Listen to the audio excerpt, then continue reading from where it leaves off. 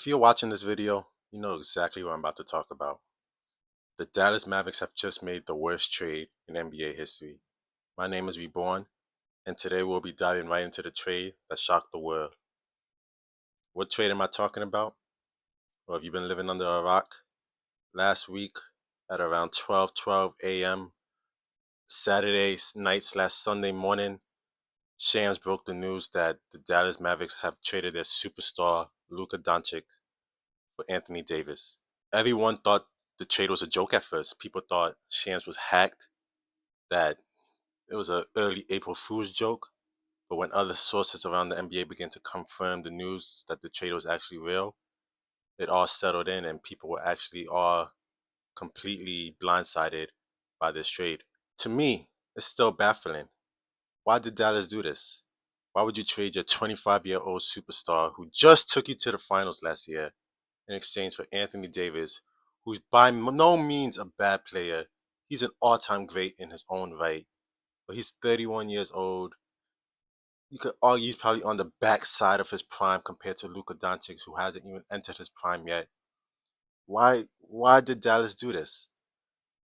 I'm going to talk about a few theories that have been going around, and maybe one of them will make sense, but honestly, I don't think any of them do.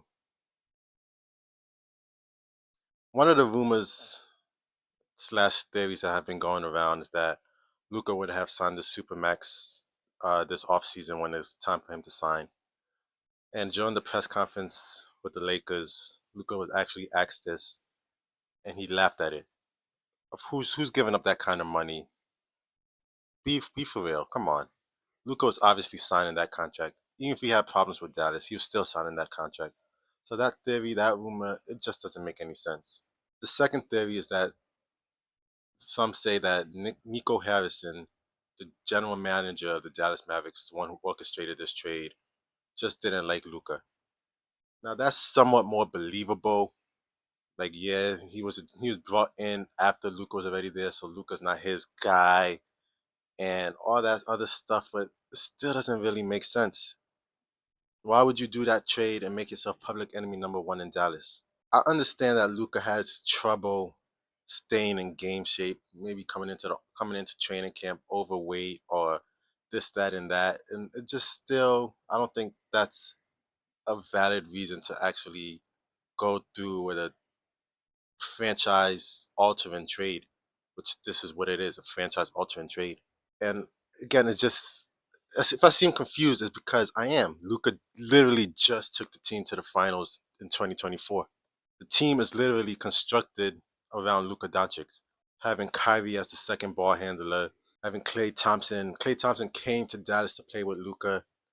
PJ Washington has been playing his best ball of his career, playing next to Luka Doncic. Derek Lively has been playing the best basketball of his short career, playing next to Luka.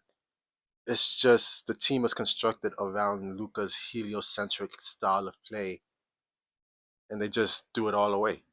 And speaking of Nico Harrison, there's also been reports that he's been slowly getting rid of people that Luka liked in the organization, whether that be close friends or close teammates such as Dorian Finney-Smith, who was traded away a couple seasons ago. I believe that was under Nico Harrison.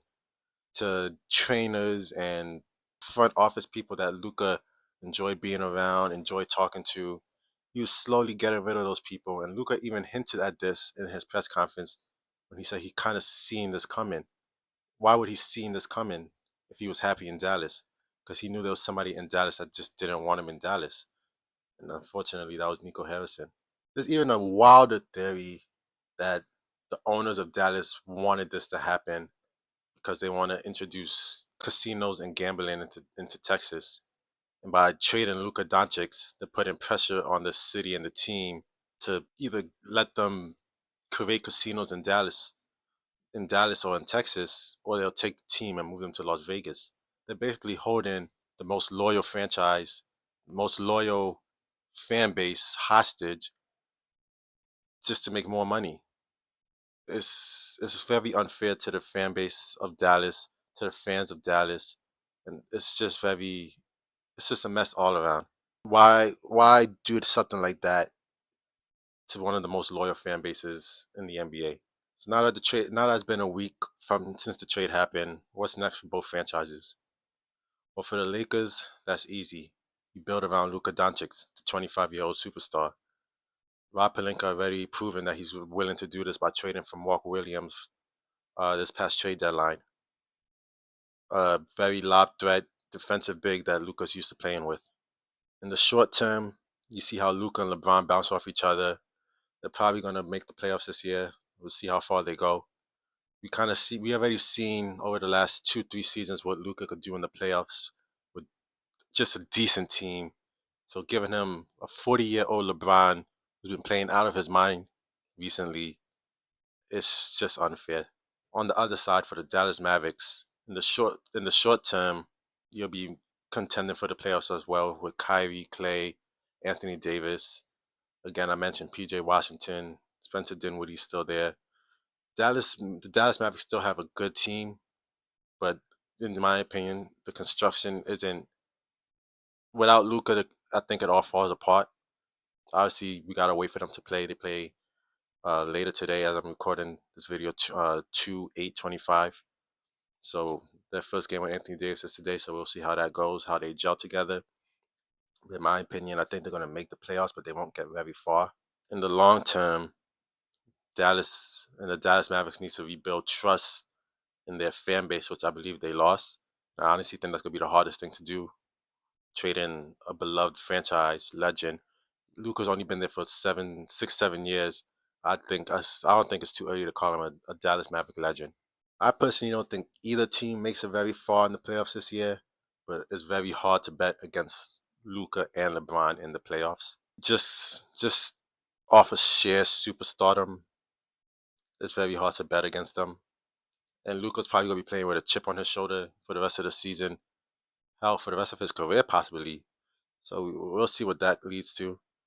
Honestly, the true aftermath of this trade won't be felt for years, and I'm very interested to see how the dominoes fall and what consequences come out of this trade. Because honestly, like the title of this video, like I first said in the beginning of this video, this is the worst trade in NBA history.